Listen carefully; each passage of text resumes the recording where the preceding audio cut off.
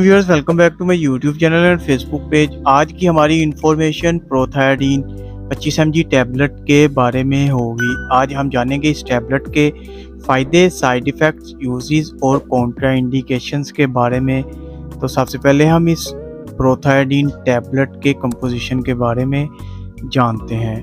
Composition इसकी डोस्लिपिन hydrochloride है और इस टैबलेट को एबट फार्मास्यूटिकल तैयार करती है और इस टैबलेट का जेनेरिक काम एंटी डिप्रेशन के लिए इस्तेमाल किया जाता है। डिटेल में जानने से पहले अगर मेरे चैनल पर नया है तो चैनल को सब्सक्राइब करें, वीडियो को लाइक और शेयर ज़रूर करें।